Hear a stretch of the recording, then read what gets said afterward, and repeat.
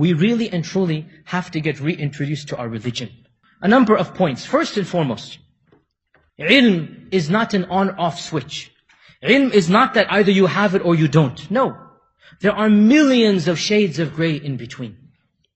There will be some, Allah Azza wa Jal blesses them, that they can drop everything, give up their secular education, and go and study in Azhar, in Medina, in Indonesia, in Islamabad. Go and study all over the world. Spend decades. But those are the exceptions. If you can be like them, alhamdulillah. If not, the first point that I'm going to say, don't just throw in the towel. Don't just say, okay, well I can't go to Medina, I can't go to Azhar, I'm just going to sit here and do nothing in Islamic studies. No! There's a lot you can do sitting right here now. A lot you can do to better yourselves intellectually in the Islamic sciences. So, don't have an either-or mentality. Either I become the Shaykh and Mufti of North America, or else I'm going to remain as jahil as I am for the rest of my life. Sorry, brothers and sisters, it doesn't work that way.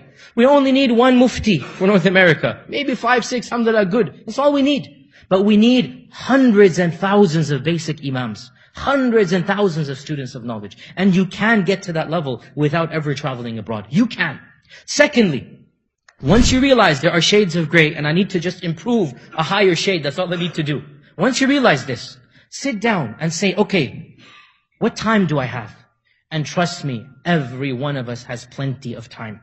Every one of us has the same 24 hours a day. Nobody has any more, any less. Of course, we have different lifespans, but in terms of time as it goes by, okay, tangential time, it's the same with everybody. Everybody has time. Look at your schedule. What do? Do I drive to work? Or do I take the bus or whatever? I have time to listen to CDs and MP3s. I have an iPod, I have this and that. Instead of, a'udhu billah, listening to music, or instead of wasting my time listening to things that have no relevance and value to me, let me buy a series about the Sahaba. Let me buy a series about the Prophets. Let me buy a series about fiqh. Series are very important because you build. It's not just talks here and there. And every day, I'm going to listen to these CDs and these talks every single day until I finish the entire collection, and then I'm going to listen to them again to solidify what I know. When I wake up in the morning, what do? I surf the net for 20 minutes before leaving? I don't really need to. I can cut that down to 5. That gives me 15 minutes. Let me read some interesting book about Islam. Let me build up my knowledge of my religion. Find out how much time you have and schedule in knowledge. You need to schedule it in. Thirdly, you need to find a mentor.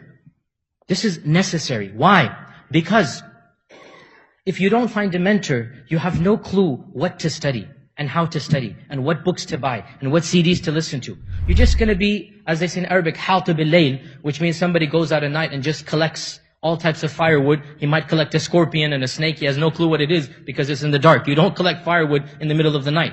You just gather whatever you can know. You need to have somebody who's more knowledgeable than you.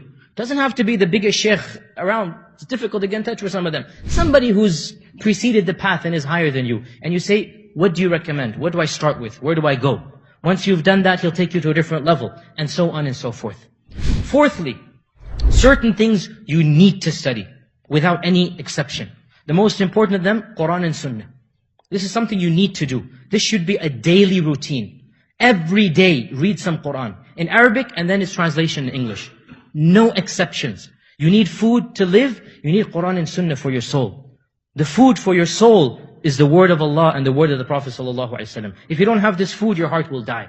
Every day, inject in some time to read the Quran in Arabic, that's the barakah, and then understand it in English. And then some books of hadith. 1 hadith a day. I recommend you 2 books, and I encourage everybody to have these 2 books and read them, at least 1 hadith a day. The first of them, the 40 hadith of Nawawi. Read this book cover to cover. The most useful hadith for the layman. And then once you've done the 40 hadith of Imam Nawawi, move on to Riyadus Salihin, also by Imam Nawawi. This book was written for you, literally.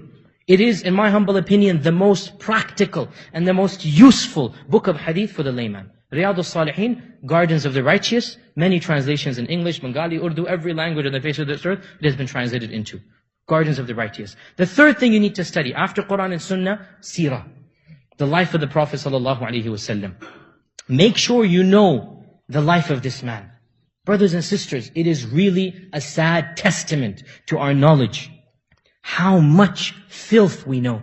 How much fahisha and corruption we know. How much evil we know. About everything. How much useless information we know. About music, about movies, about sports, some of which is haram, others of which is mubah, none of which is blessed.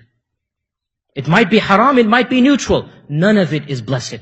It is a shame that we have so much crammed in our heads. And I'm sorry for daunting you in this lecture like this, but that's the reality, okay? It is a shame that we have so much knowledge.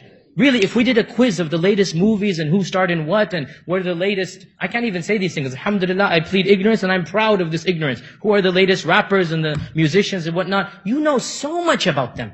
So much. Even statistics about sports crammed in our heads. If only we had as much knowledge of our own religion and the Sahaba and the Tabi'un and the great scholars, where would we be now? So prioritize. Prioritize. Make sure you have. Nobody's saying cut off all the sports and anything else that's mubah, permissible. Fine. Spend some time doing that as well. But also spend some time with this religion.